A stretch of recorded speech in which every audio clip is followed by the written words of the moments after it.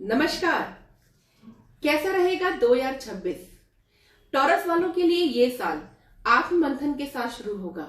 आपका कॉन्फिडेंस और डिसीजन लेने की पावर भी आपकी बढ़ेगी। इस वर्ष कुछ जो बदलाव होंगे वो सभी पॉजिटिव डायरेक्शन की तरफ होंगे। आपका स्वभाव, आपका व्यवहारिक दृष्टिकोण इस वर्ष आपके बहुत काम आने वाला है।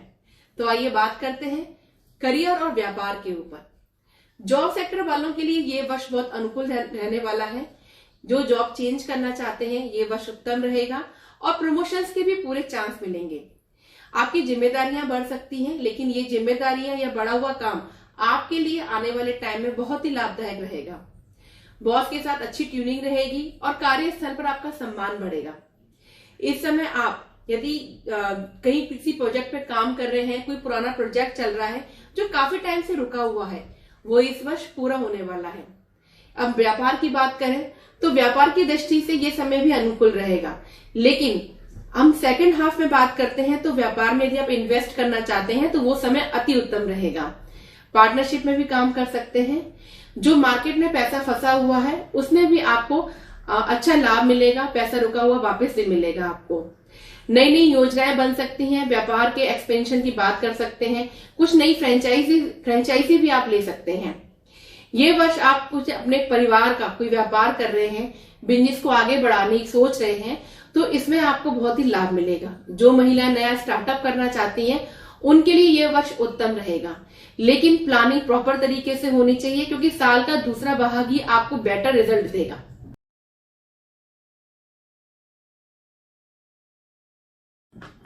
प्रेम विवाह और वैवाहिक जीवन। इस वर्ष वैवाहिक जीवन में कुछ उतार चढ़ाव देखने को मिल सकते हैं।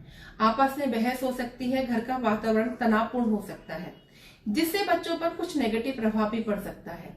पुराने मुद्दों पर भी आपकी बहस हो सकती है। लेकिन जब बृहस्पति गोचर में थर्ड हाउस पर आएंगे और उनकी दृष्टि 7th हाउस पर पड़ेगी तो धीरे धीरे आपकी स्थिति सुधरने लगेगी और आपस के रिश्तों में प्रेम और विश्वास बढ़ने लगेगा। ये समय आप बहुत पेशेंस के साथ निकालेंगे तो ज्यादा बेहतर रहेगा।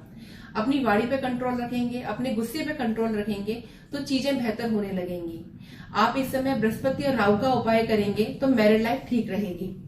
अब करते हैं जो लोग विवाह योग्य हैं और विवाह के लिए लड़का या लड़की ढूंढ रहे हैं, तो उनके लिए ये समय ठीक रहेगा। अच्छा संजोग बन रहा है और बृहस्पति के थर्ड हाउस में आने से ही उनके विवाह की पुष्टि और स्ट्रांग होती जाएगी।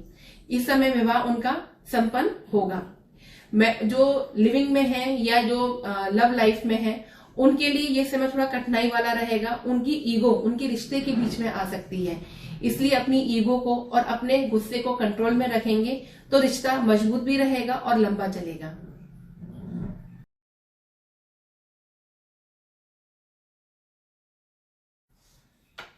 पारिवारिक जीवन। इस समय पारिवारिक सदस्यों के बीच विचारों को लेकर कुछ मतभेद भी हो सकते हैं। छोटे भाई बहनों के साथ भी मतभेद हो सकता है। तनावपूर्ण माहौल बन सकता है, लेकिन आप कोशिश करें कि इस समय इस मामले से दूर रहें, कोई सुझाव ना दें, क्योंकि गलतफहमियां और बढ़ती चली जाएंगी तो परिवार का माहौल और खराब होता जाएगा। इस समय अपने पे सिर्फ संयम रखें, क्योंकि साल का दूसरा भाग आपके घर की स्थिति को बेहतर करेगा।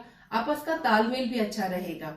इस समय किसी बाहर वाले व्यक्ति के बारे को लेकर कोई भी बात सुने तो आप उस पर जल्दी ही जज ना करें। जज करने से बचें। पहले उस बात को देखें, सुने, तभी कोई डिसीजन पर पहुंचे। घर में कुछ मांगलिक कार्य भी हो सकता है। ये वर्ष थोड़ा सा आपकी समझदारी और आपके पेशेंस के साथ आप निकालते हैं तो आपके लिए, आपके परिवार के लिए, दोनों के लिए ही बेहतर रहेगा।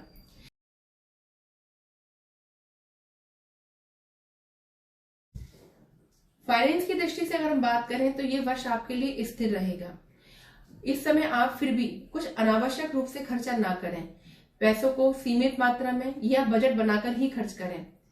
ये वर्ष आपके लिए धन लाभ, आपकी सैलरी में बढ़ोतरी या कहीं ना कहीं इंक्रीमेंट में बढ़ोतरी करेगा।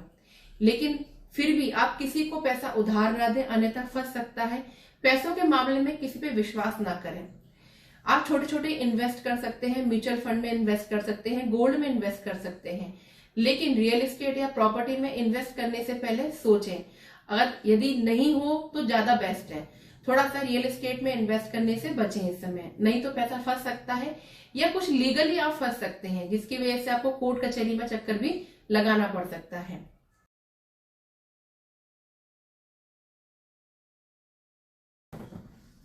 एजुकेशन एजुकेशन की दृष्टि से अगर हम बात करते हैं तो छात्रों के लिए समय अति उत्तम रहेगा। उनको उनके एफर्ट्स के रिजल्ट अच्छे मिलेंगे, उनको परिणाम बहुत अच्छे मिलेंगे। जो लोग बच्चे अपने अपने फोकस करे हुए हैं, जो फोकस्ड हैं अपने टारगेट को लेकर, उनको सही रास्ते मिलते चले जाएंगे और अच्छी गाइडेंस भी मिलने लगेगी। जो हायर एजुकेशन के लिए विदेश पढ़ना जाना चाहते हैं उनके लिए समय अति उत्तम रहेगा। लेकिन याद रहे, यदि आपका कॉन्फिडेंस ओवर कॉन्फिडेंस में बदल जाता है तो आए हुए मौके भी आपके हाथ से निकल सकते हैं। थोड़ी सी अपनी लाइफ को यदि डिसिप्लिन कर लेते हैं तो बहुत सारी चीजों को आप पा सकते हैं।